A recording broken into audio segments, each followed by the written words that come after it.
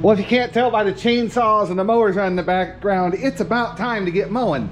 So we need to get the bad boy MZ Magnum out of here.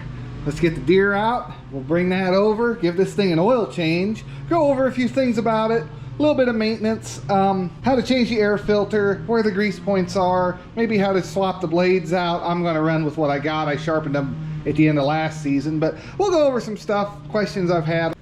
Now, to winterize this, I basically just ran it totally out of gas. So we're going to go ahead and fill it up. I didn't really blow it off too much. Like, there's still leaves and dirt and stuff on here. Mostly because I thought I was going to use it again, but it ended up getting real cold and snowing before. I did have the battery sitting on a charger, so hopefully it'll crank. And we're going to see if she wants to fire up. Before we do anything else, you want to come over here, pull your dipstick, and make sure we have some oil on it. And we do. So if you're going to try and start this and not sit on the seat, you want to make sure your parking brake is on, both your arms are out. We're going to go ahead and give this thing some choke. Set the throttle. My throttle's backwards. I need to replace this at some point. I've just gotten so used to down being full throttle. Give it about mid throttle and see what we get.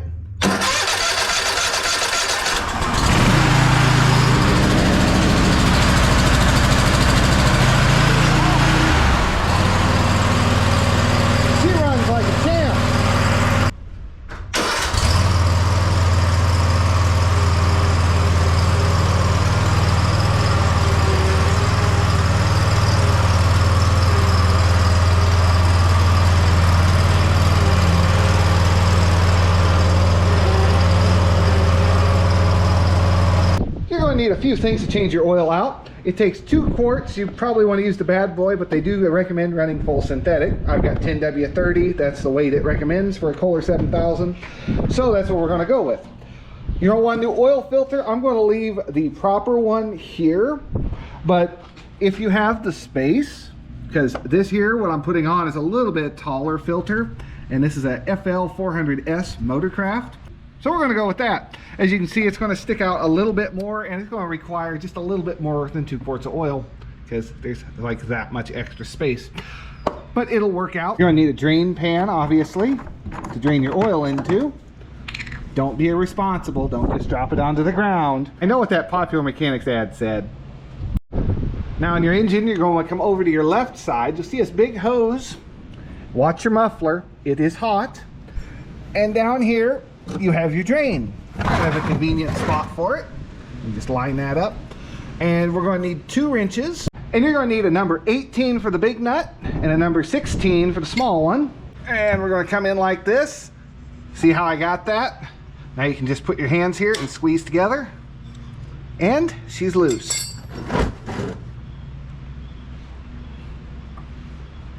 And we'll let that drain out. Ooh, look at that. Yeah.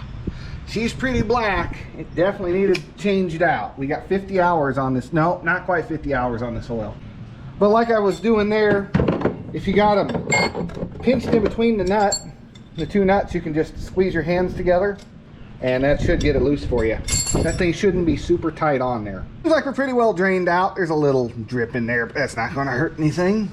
We'll go ahead and tighten that up. Give it a little snug. Don't overdo it. You know, you just want a little tightness. It'll seal, it's fine. Next, you're going to want to take your oil pan and move it over to this side, underneath this hole here. And all the oil, in theory, should just drain straight down and into the pan. Now your oil filter is right here. Should just unscrew.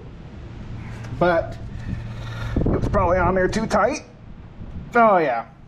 Okay, we're gonna have to get an oil filter wrench on that. Right, so you want to take your oil filter wrench. There's a few different styles, and just get it on here, and it should, yeah, break loose like that. All you saw was the back of my arm. A little bit of oil is going to come out.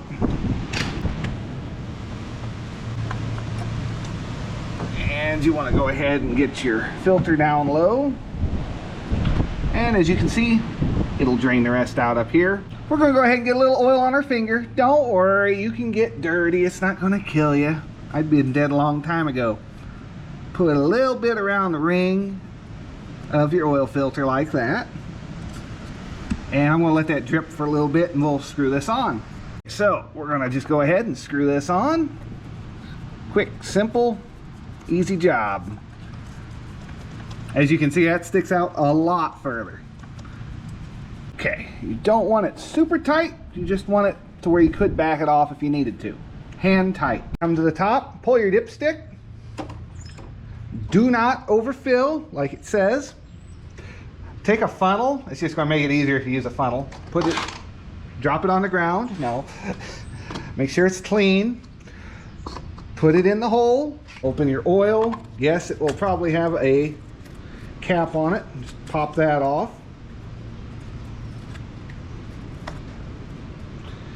And dip it in.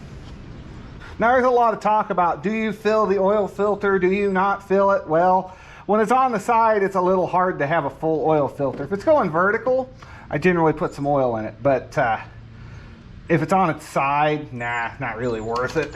It'll find its way in there. Now that that's done, we can put our dipstick in, pull it out, and have a look. We're right at full. That might come down a little bit as we run it and everything gets cycled through there. Mostly the oil filter. But so check it after you run it. Next thing you'll want to do is change your air filter. There's two tabs back here. Click this one and this one. You might have to push down a little bit and it should just come off like that. As you can see, there's a lot of buildup on here.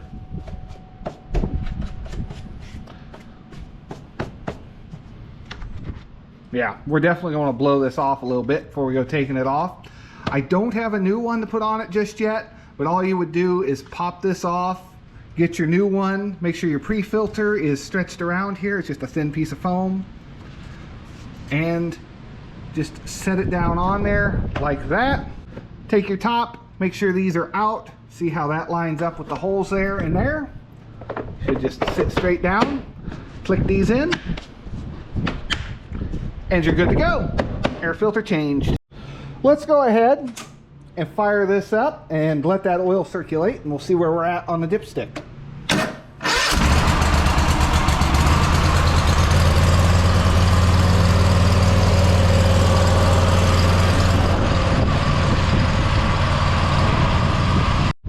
Well, now that it's ran a little bit, let's go ahead and wipe the dipstick off and see what we got. We are in the full zone. All right. Seems like that oil filter didn't make too much of a difference. Well, the next thing we're going to do is grab the grease gun, my least favorite part of this mower.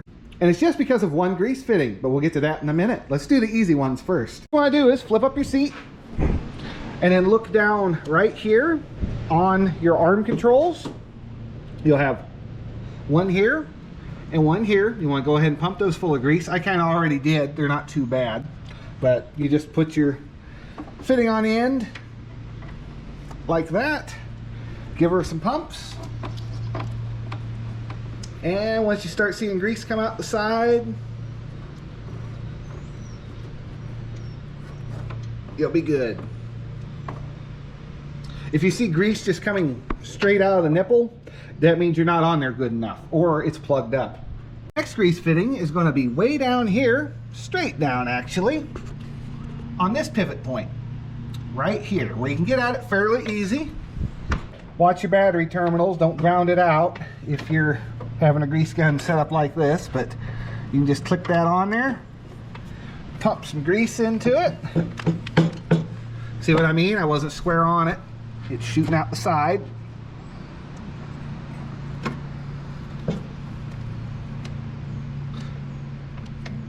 We're pumping grease. These you might not actually see it come out. As long as you get some in there, you'll be good. Try not to get it on your belt. It's a little hard to do, but try not to. Now there's one last grease fitting, and that's underneath the mower. Follow me. All the way, so here's the spring, and then there's this shaft up here that controls this pulley. Can you see it? There's the pulley, it comes back, and then there's this shaft. On this far side, there's a nipple. I don't know why they couldn't have drilled it and put it back here where you could just click onto it, but you cannot get directly on the front of that because there's a plate here. Do you see the plate? Do you see any way to access that? Not really. So the only way I found to even get up in there is, well, the best way I've found to do it is a hard way, and you're going to need an extra long line. I've got two of these hose ends connected together, and that's about the only way to do it, unless you want to have your grease gun down here. But you definitely need a soft line. You can't have a hard line one, because you'll never make it. This bolt right here, directly down, is where that shaft is, and that grease fitting is facing forward. See this? Facing forward. And the only way you can do that is come up underneath here, feed this in, and you'll see it. Hold on. You got to get it just right in there too. I got to do it by feel. You can maybe see something. Nope. Remember what I said about don't get grease all over your belt? Yeah, that's going to be tricky trying to get to this. You take your hose and you feed it through there. It's a little tricky. And you'll see it come through this hole. See it? And the best thing I found was a pair of these long-nosed hose pliers. See how they're looped out at the end? So you can get down in there, grab onto your hose, and help guide it onto that nipple. It's a pain. It's not fun. And I wonder how many people have ever greased this. I imagine not many, because it is not good to get at. It wasn't that long ago I greased it, and I don't know if I want to. All right, I guess I'll do it. Oh, I finally got it in there. Oh boy, what a pain that is. Now we should just be able to pump some grease.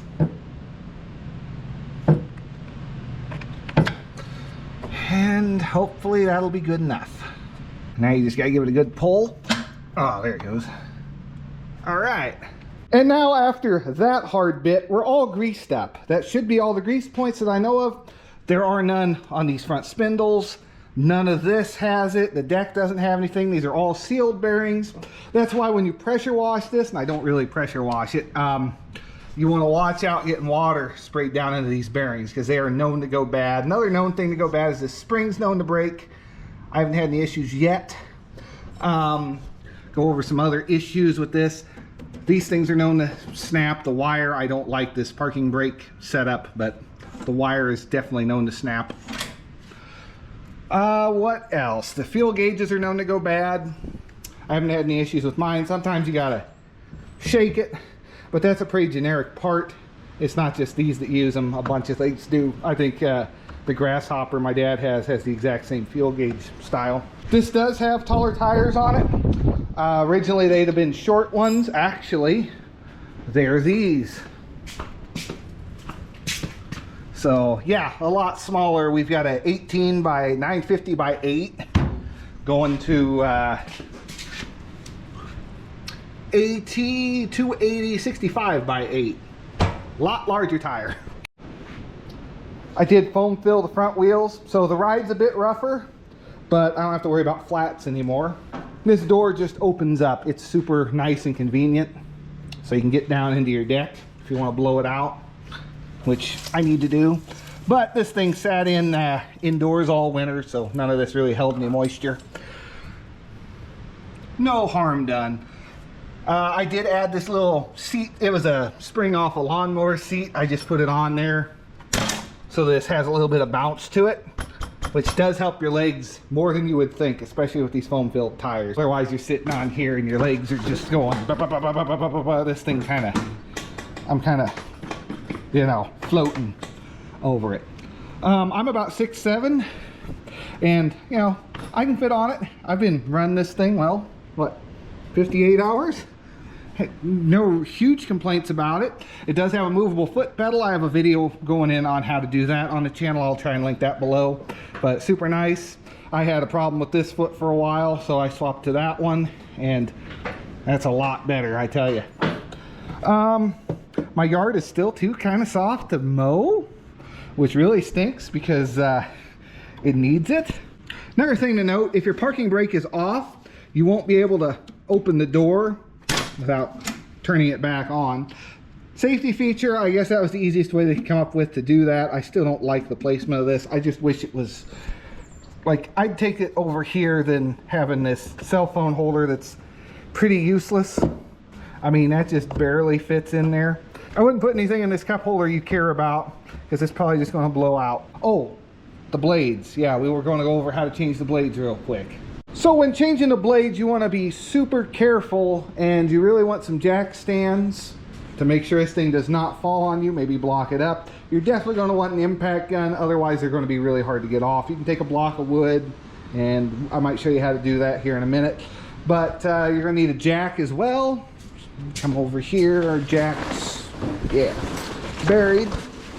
I'm going out of my way to make this part of the video, so make sure to leave a like and hit subscribe, because I wasn't really planning on doing anything with the blades.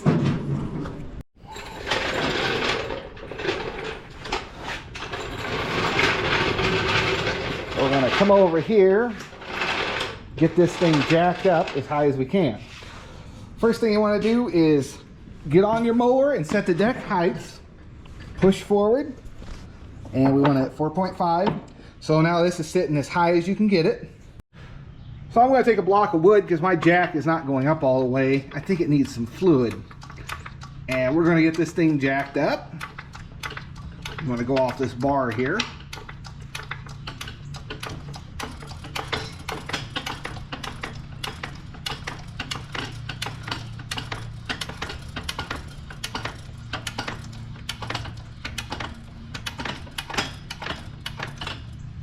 Well, now that I got that as high as I can get it at the minute, we're going to take our jack stand, set it up underneath here. You know, it's one of those good Harbor Freight ones, so it's safe.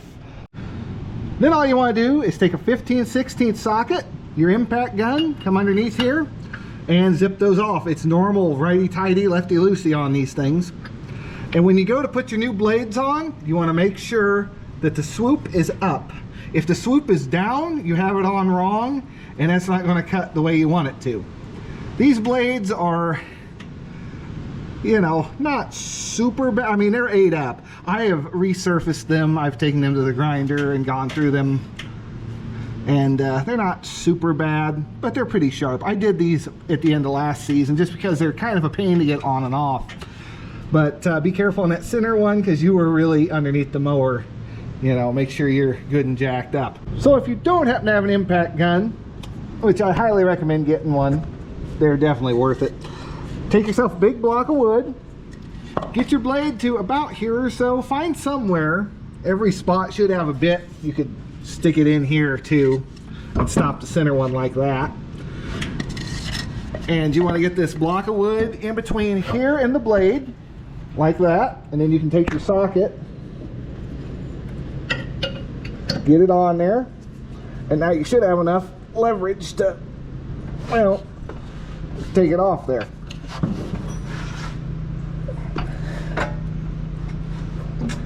Now you should be able to break it loose. Just like that. As you can see, they are a really long bolt, and there's just a washer on the bottom. Nothing real special going on up in there on the spindle. Like I say, you just want the swoop part up when you reinstall these blades. If you have it like this, if you look underneath there and it looks like that, it's wrong. You want it like this. So just line the bolt up, get it started in there. Make sure you don't cross-thread it.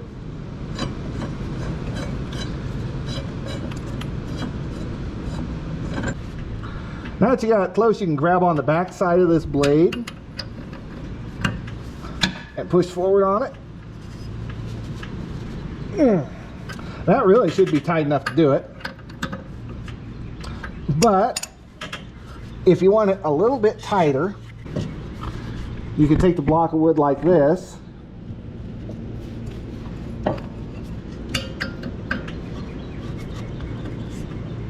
See that?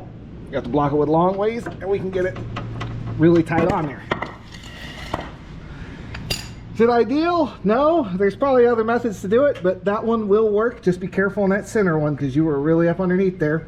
If you got a better tip, leave it down below.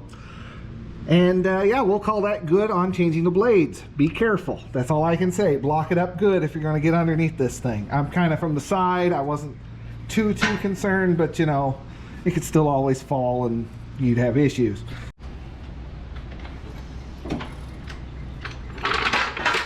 I'd say that's all the maintenance bits on this mower. Oil change, air filter, blades, the grease points, you know, try and keep it blown off. You see how good I am at doing that.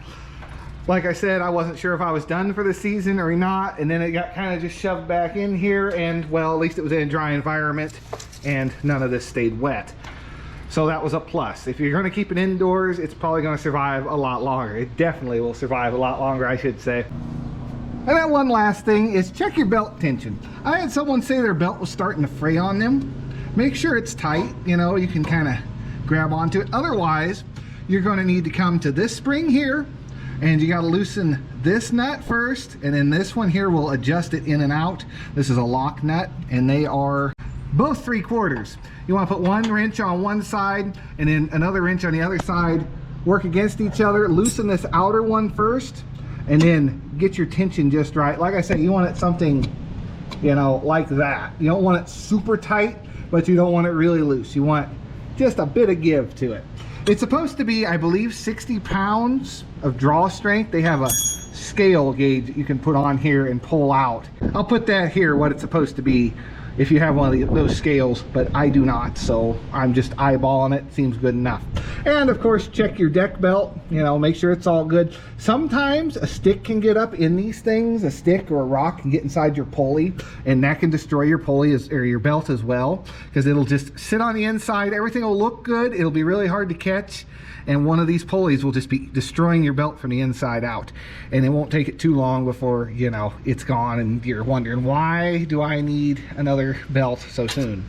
Because these should last a while. These are both 50 hours in, and this one had some damage from something that's been updated on the newer mowers, but I'm still going to mention it in this in case you're looking at a used one, and that is the battery hold down. They originally had a piece of plastic across with long rods with wing nuts on the end, and well, the wing nuts will back off and the rod will fall down straight into your cooling fan. I don't know if you can see, mine's a little chewed up. They're okay. I had people tell me to replace them, and they're not that hurt. They're not going to blow apart. They're still cooling, they're moving air, nothing's getting super hot. I'm not too worried about that. Also, you got to drop the transmissions to get to the fan, and I don't want to order new parts for a fairly new mower that doesn't need it. Oh, one more thing that's very, very important. Make sure you don't have a mouse nest under this cover or just a bunch of grass buildup. You're going to need a 5/16. You have a bolt here, a bolt here, one around here on the side. You're going to have to remove the air breather, I do believe, because there are 3 bolts on top. They're all 5/16, 1, 2, and 3 underneath the air breather. You just got those 2 clips you pop off. These 3 bolts in the air breather you have to take all the way out. These other ones you can just back out a little bit, and they have a notch where they'll all just pull straight up. And then once you have it up, just kind of bend it over. Unless you really need to take this fuel pump off, then that's 2 number 10s, and you can take that and knock it to the side, and you can take this whole cover off. And then this whole thing should pop right off, and we'll see how big a mouse nest we got going on. I need to point out that the 3 bolts in the air breather are your coarse thread ones, and then the rest of them will be all your fine threads, the ones on the sides. Now we should just be able to pop this up and have a look down in there. She's nice and clean. I don't think there's any mice living in this shop that I've ever seen remnants of, which really surprises me, because they definitely get into the house because the field's right there and the only place for them to go is in the house. They seem to stay out of that shed too, which really surprised me. I don't like the sheds, but they love going in the house. It's where the food is. So I'm just going to throw this back together. We'll do a little bit of test mowing with it, and I think we'll call this a video. Well, other than an air filter, we're all ready to go. Let's take this thing out. Brake on, choke out, and choke off. Little throttle, brake off, both these in.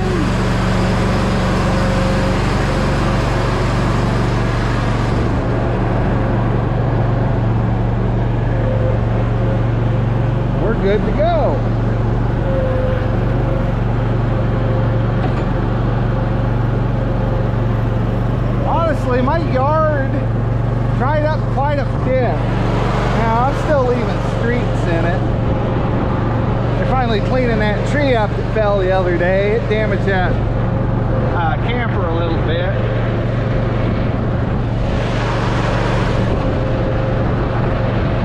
Oh boy, look at all the sticks out here.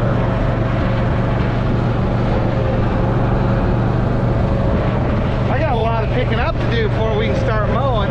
Grass isn't too bad. Grass isn't too bad. I definitely need to do some cleanup out here before we really start mowing.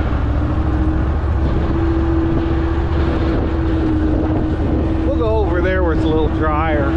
Yeah, I'm just making ruts in the yard.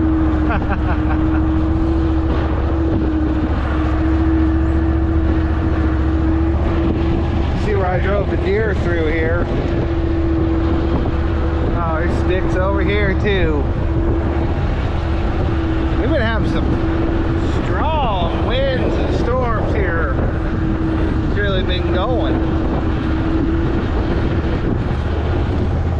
Okay. Select our deck mode.